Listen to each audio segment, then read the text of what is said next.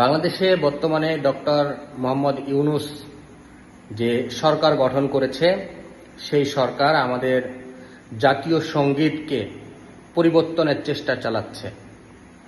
এর তীব্র নিন্দা এবং প্রতিবাদ জানাচ্ছি। পাশাপাশি একটু ইতিহাস স্মরণ করিয়ে দিতে চাই।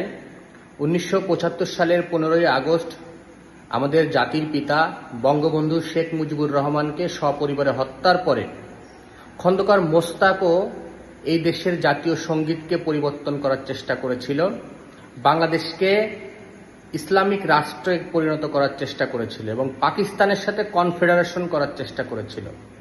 সেই সময় পাকিস্তানি যে সরকার ছিল, সেই সরকার যেভাবে বাংলাদেশের সাথে সম্পর্ক স্থাপন করার চেষ্টা করেছিল, ঠিক অনুরূপভাবে বর্তমানে 2024 সালে বর্তমান ডক্টর ইউনূস সরকারের সাথে আমরা দেখতে পাচ্ছি যে পাকিস্তান সরকারের দহরম মহরম সম্পর্ক।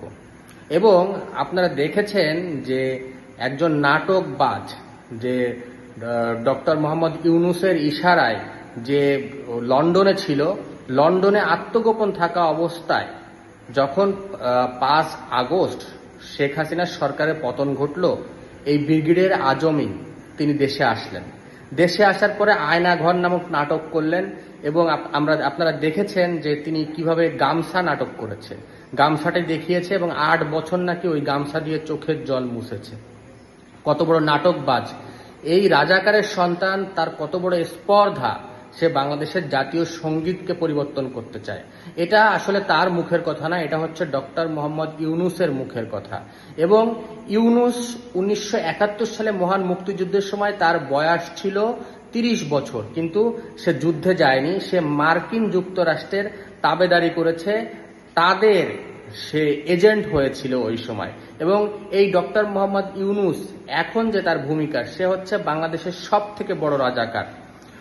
আপনারা জানেন যে খন্দকার মোশতাক কিন্তু 81 দিন মাত্র ক্ষমতায় ছিল। এখন আমাদের দেখার পালা ডক্টর মোহাম্মদ ইউনূস কয়দিন ক্ষমতায় থাকে। ইউনূসের বয়স বর্তমানে 84।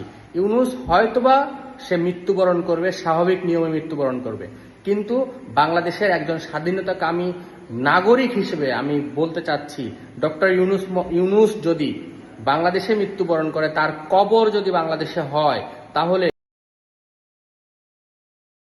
বাংলাদেশের জনগণ বিচার করবে। মহান স্বাধীনতার যুদ্ধে যে 30 লক্ষ শহীদ, 2 লক্ষ মা বোন আত্মহতি দিয়েছিল, তাদের শপথ নিয়ে আমরা বলছি, ডক্টর মোহাম্মদ ইউনূস এবং তাদের যারা দোসররা রয়েছে, যারা মার্কিন যুক্তরাষ্ট্রের তাবেদারি এই দেশে করতে চায় এবং বাংলাদেশকে মার্কিন যুক্তরাষ্ট্রের একটি কলোনি বানাতে চায়, তাদের বিচার বাংলার মাটিতে হবে। বাংলাদেশের জনগণ তাদের বিচার করবে। অসাম্প্রদায়িক চেতনার যে জনগণ রয়েছে, সেই জনগণ শুধু দেখছে, মাঠে তারা নামবে।